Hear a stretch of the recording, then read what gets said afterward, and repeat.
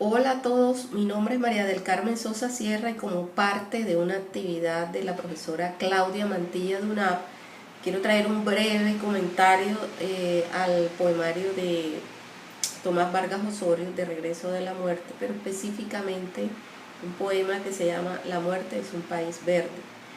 Antes de eso quiero introducir esta cita de Rainer Maria Rilke. Hay que aprender a morir. En eso consiste la vida, en preparar con tiempo la obra maestra de una muerte noble y suprema, una muerte en la que el azar no toma parte, una muerte consumada, feliz y entusiasta, como solo los santos supieron concebirlo. Eso lo introdujo Hurtado, 2018. Bueno, eh, quiero también presentar un pequeño aporte que hice al foro, planteado por la misma docente, acerca de la vida de la biografía pues, de Tomás Vargas Osorio. Dice, hablar de Tomás Vargas Osorio es, en primera instancia, un viaje al pasado para indagar las pesquisas sobre un escritor que vivió y murió en la primera mitad del siglo XX, específicamente fallecido a sus 33 años. Tal aventura podría ser ardua en la medida que, en mi opinión, apenas descubrimos los tesoros escondidos en sus versos y ensayos que confluían en un punto central, la muerte, como expresión no de la terminación de la vida, sino como ese mensaje ontológico entre el hombre y la naturaleza de la vida misma. Entonces, paso enseguida a hacer el análisis de una manera sucinta, ¿no? Porque nos llevaría mucho tiempo, pero aquí quisiera dar un pequeño paso en el análisis del poema de La muerte es un país verde, de Tomás Vargas Osorio, pero quiero verlo no desde la muerte como tal, como un presagio, ¿verdad?, de la muerte real que tuvo el poeta, que tuvo una vida muy breve, pero una vida para que tenga un gran valor no tiene que ser larga, eso lo demostró él. Y nos deja, han pasado mucho tiempo, todavía estamos en deuda con él, apenas estamos abriendo esos tesoros escondidos en sus textos, y como parte de esa investigación, de esa exploración, quisiera ver el poema, pero desde el punto de vista de la sociocrítica, de una manera muy breve, muy sucinta. Pero para eso entonces tenemos que recordar qué es la sociocrítica, hacia una teoría sociocrítica del texto de Edmund Cross, que es uno de los fundadores. Dice que uno de los objetivos de la sociocrítica es indagar lo que el texto transcribe, teniendo en cuenta las distintas modalidades en que la historia se ha incorporado en el mismo. De esta forma, pues el analista, el crítico, debe reconstruir los diferentes elementos semióticos ideológicos que están incrustados en el texto. O sea, y que dan cuenta de cómo los procesos históricos se van incorporando en el texto bajo análisis, de tal manera que cuando el autor escribe algo, está diciendo algo más de lo que está escrito ahí. Bueno, Cross dice que hay unas brechas históricas, ¿verdad?, que generan huellas semiótica ideológica y que tienen un efecto en la obra literaria y por supuesto en el contexto histórico del escritor. Hay otros dos concepticos interesantes de Cross que dice que para explicar lo que el término significa para mí, el término del sujeto colectivo, que es donde quiero llegar, y el no consciente.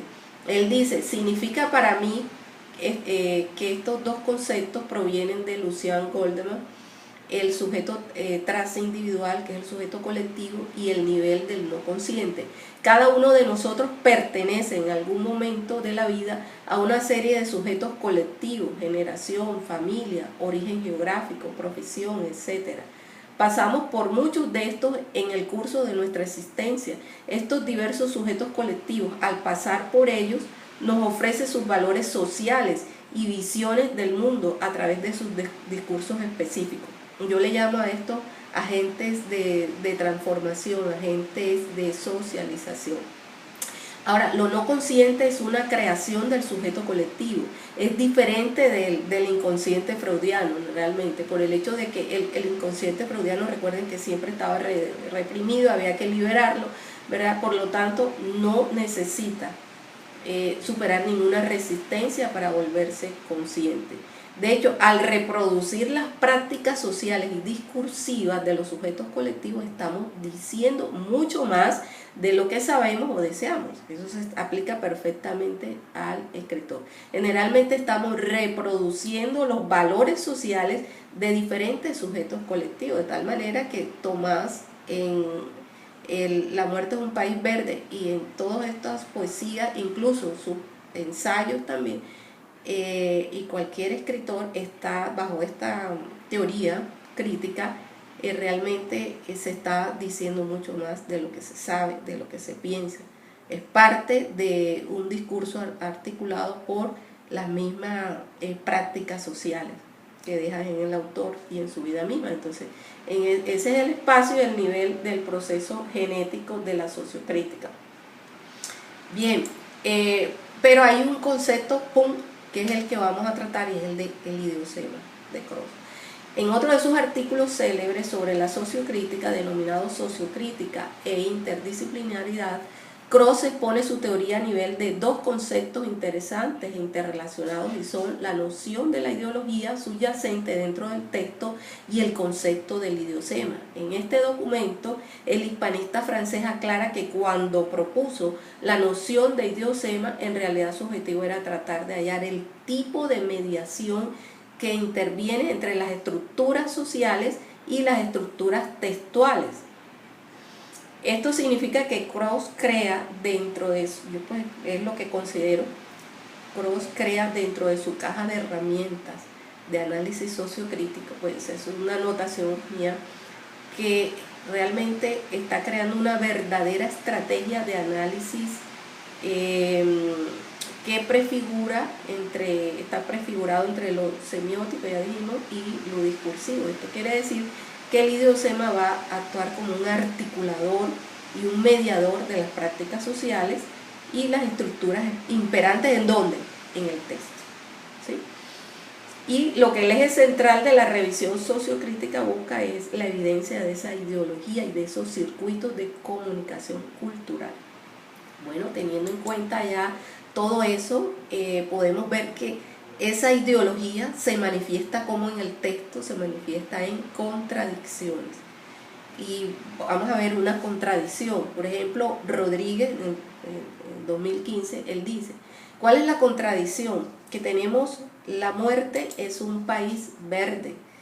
¿Por qué es un país verde? ¿Por qué no es un país negro, como normalmente se prefigura la muerte con ese color?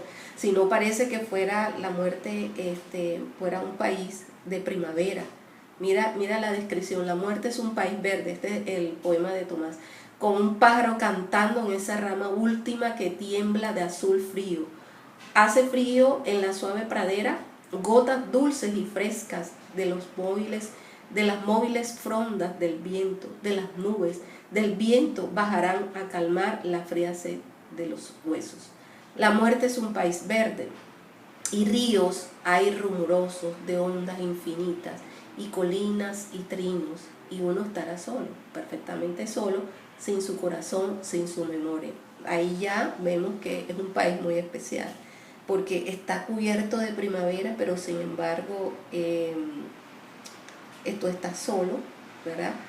Dice, suprema dicha, la de la soledad que se alza de uno mismo. Ahí hay una contradicción, ¿verdad? Porque es verde, es una explosión de alegría, de fulgor, exuberante, se acerca mucho a la primavera, pero está solo, y se habla también del frío, ¿verdad?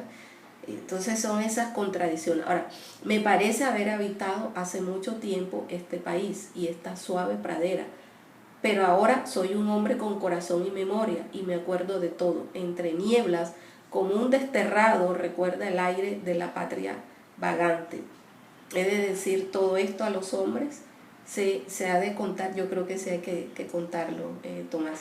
Entonces podemos darnos cuenta de que en esa suave pradera el hombre, él regresa a la vida, hace esa prefiguración de la muerte a la vida, aún estando muerto, cuando dice, pero ahora soy un hombre con corazón y memoria, y me acuerdo de todo, entre nieblas, como un desterrado recuerda el aire de la patria vagante. Esa es una estrategia literaria que ya se había usado en la primera mitad del siglo XX. Por ejemplo, César Vallejo también introdujo ese texto cuando dijo en un día que se acordaba del día que había muerto en un aguacero en París. Es muy parecido. Entonces ya la estrategia literaria está presente. Entonces eso es una contradicción porque se acerca más al existencialismo, pero es un existencialismo diferente. Entonces mire, Rodríguez nos da un comentario donde dice: la conciencia de la perennidad y de ese límite natural al que está sujeto el ser humano, al comprobar el hecho inmodificable de su fugacidad en el mundo, y la idea del tiempo, que en palabras de Torres Duque él invoca a otro crítico literario, es la idea de la medida. Contradicen, ¿verdad? Digamos, esa perennidad, pero al mismo tiempo ese límite, ese linde. Contradicen la tradición imperante en la época de nuestro escritor, bajo análisis, contradicen la tradición en la medida en que se despoja de la utopía religiosa supremundana basada en el perdón de los pecados y la salvación de la vida eterna.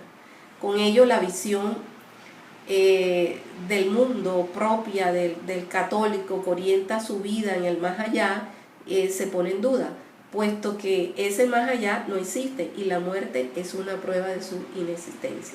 Sin embargo, el ser humano no puede morir y comprobar así la inexistencia del mundo más allá, pero sí lo puede imaginar, y esto lo realiza el poeta en un acto de creación en el que se anticipa al hecho de su muerte y lo recuerda como en ese regreso a la muerte. La muerte es un país verde, donde todo acaba, pero él dice que él regresó con una memoria en un mundo concreto, aterrizó en un mundo concreto.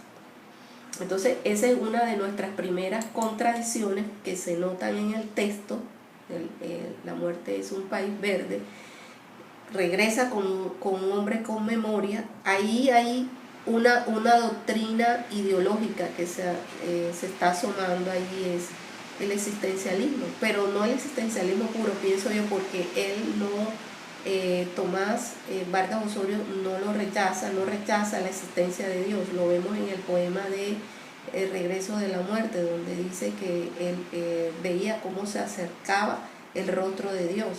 Entonces no es una negación, dice, tal negación del más allá enfrenta la autoridad de la visión de mundo de la religión católica, que pierde su importancia para la vida en un mundo terrenal, y con ello el individuo, para Vargas Osorio, deja a un lado la pasividad católica que alimenta un espíritu para un mundo inexistente, y lo que busca es afianzarse en un mundo terrenal, en el mundo práctico, en la praxis, ¿verdad? Entonces, cuando se sacraliza el oficio del poeta, de ese poeta tradicional que le canta a la patria, que le canta a la religión, etcétera, está afirmando su existencia. Yo existo. Esa es prácticamente la posición que estamos mirando. Entonces ahí vemos la ideología. Y ahora viene otra posición súper interesante que pienso yo que reemplaza o que reafirma el idiosema que he querido destacar, que es la palabra verde. Trae una contradicción, trae una ideología, y es la ideología anticlericalista que existía en esa época en que estaba viviendo nuestro escritor, precisamente en el año de 1939. Allí se estaban dando unas transformaciones sociales en el país y en su lugar de origen, El Socorro. Dice que el cuestionamiento, por ejemplo, tomando la investigación de Rodríguez, dice que el cuestionamiento del orden tradicional legitimado por la religión que se nutrió durante estos años trasciende el plano de la simple rivalidad política. Habían fragmentos de la prensa, tanto conservadora como liberal, que estaban, digamos, en contrapunto, porque es notable cómo las críticas exceden la referencia concreta al paradigma estaticista de la tradición religiosa y la jerarquía eclesiástica. O sea, realmente eso es lo que se está poniendo allí de frente. La religión tal y como él la profesada había perdido credibilidad, y una de las razones de ello fue el descrédito de la imagen pasiva de los fieles católicos. Había un periódico que se llamaba El Fiscal, y allí se afirmó que la religión ofrecía un compendio de deberes, pero nunca de derechos, pues mantenía al pueblo en la ignorancia de los derechos del hombre por ser este conocimiento de pecado tan nefasto como abominable, y que solo se perdona teniendo en cuenta al pueblo de rodillas, entre rodillas, para merecer y recibir la santa bendición. Eran las críticas de los periódicos regionales. Estas citas anticlericales indican la creencia cristiana, o sea, indican que realmente la creencia cristiana no era debatida, no estaba allí en el debate realmente. Por eso digo que no era una posición, la de Tomás Vargas Osorio, totalmente existencialista, negando a Dios, ni mucho menos, ni la posición que tenían los conservadores y liberales en esa época. No, lo que aparecía como conflictivo era la forma práctica, la praxis de la vida defendida por la religión católica, lo que quiere decir que esa posición anticlericalista no era una negación de Dios, sino la negación del modo de vida austero y pasivo del catolicismo, que para los anticlericales debía ser reemplazada por una acción individual que se sostiene en la afirmación de los derechos del hombre. Y ahí vemos tanto la ideología como el idiosema, y con solo revisar una palabra como la muerte es un país verde. Ahora, la importancia de esa acción anticlerical emergió cuando la vida concreta en el mundo terrenal adquiría un sentido en la vida de las personas. O sea, la aparición en la primera mitad del siglo XX en El Socorro, Santander, allí aparecieron una serie de grupos sociales nuevos, por ejemplo la corriente feminista y unas organizaciones obreras que buscaban una transformación social, ¿verdad? Y esto posibilita una imagen hacia el futuro de bienestar y de felicidad, digámoslo así. Entonces Rodríguez termina diciendo, este diagnóstico propone sobre la mesa una sociedad en transformación, en donde madura la tensión entre el bol y el orden tradicional y lo moderno, con sus nuevas formas emergentes que empiezan a operar en la vida social. A la luz de este marco analítico se puede concluir que en cuanto a la esfera de lo religioso, el desvanecimiento de la correspondencia entre la ley y la vida material provocó la pérdida de vigencia del modo de vida católico en El Socorro, convirtiendo la autoridad religiosa en un modelo arcaico que se sumó a las viejas casonas, a las ruinas de la organización de la vieja hacienda. Una transformación de tipo social, especialmente social, desde la parte política. Bueno, quisiera que esas cosas también se estén desarrollando en nuestro país, precisamente en esta época que estamos de elecciones, ¿verdad? Que se den transformaciones, las transformaciones sociales que nuestro país necesita. Y mire todo lo que podemos desarrollar a partir de un texto como el de Tomás Vargas Osorio, La muerte es un país verde.